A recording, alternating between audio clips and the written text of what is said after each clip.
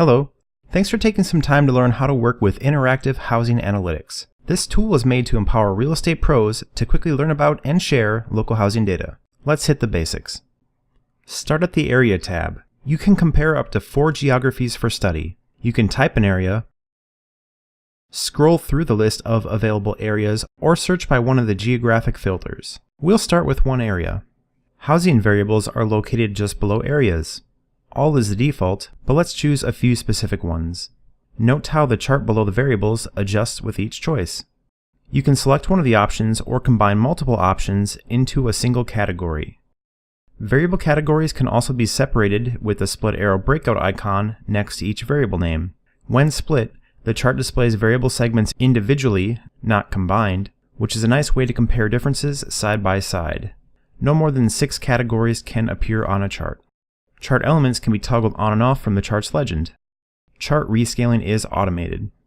Some variables have automatically calculated ranges. Select Custom to create unique ranges for applicable variables.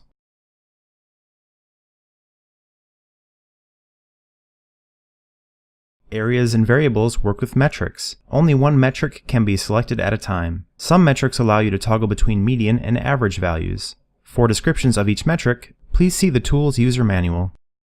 Let's look closer at the chart. Data labels are visible when points in the chart are selected. To the right of the chart are quick facts for the most recent value and year-over-year change for the criteria selected in a collapsible view. The chart's y-axis is derived from the metric. The x-axis is time. Below the chart's x-axis, areas and variable filters are displayed. Chart data can be displayed in multiple formats. For bar charts, the maximum allowable years for historical comparison is 3. Data labels are always visible for bar charts. Let's define our time frame and time calculation. The time frame is simply the amount of time you want to look at, with max being as far back as reliable data exists. For time calculation, you can select monthly or rolling values. Rolling values represent that amount of activity at each data point, so the selected month's total and the 11 months prior. Rolling values are good for smoother trend lines and small sample sizes. Select the print icon to create a printable PDF. Select the share icon for more intriguing options. Start by choosing live or static data. Live charts are exciting because data remains current whenever the chart is accessed upon link refresh. Static charts remain unchanged from the moment they are created.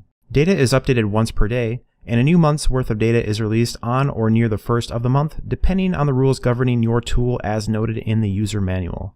Choose a sharing option. PDF creates a one-page printable document. Social media and email provides a URL that you can email or share. Embed provides a widget available in multiple formats that can be integrated into a blog or website. CSV provides the chart's raw data in a spreadsheet-ready table. The Start Over button restarts the share dialog without clearing your data.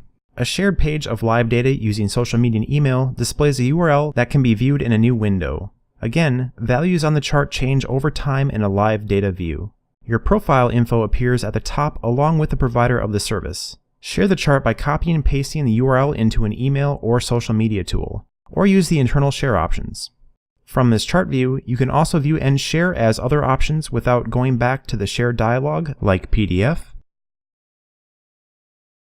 PNG, and CSV.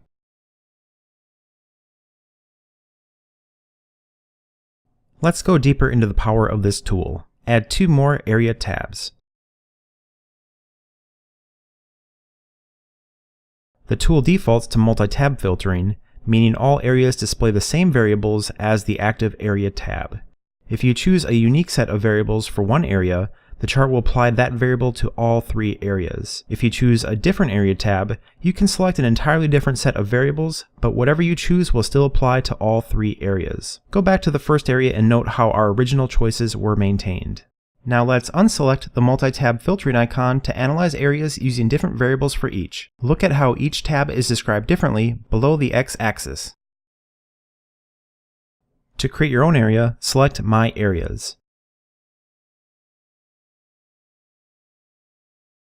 You can draw a polygon,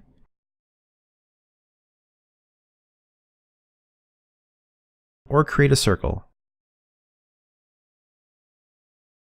Once you're satisfied with your drawing, save it. Give it a moment to think, then select See Stats to go back into the tool. Your area is now saved.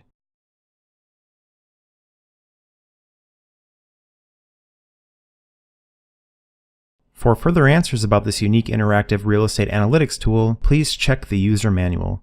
That about covers it. Happy researching!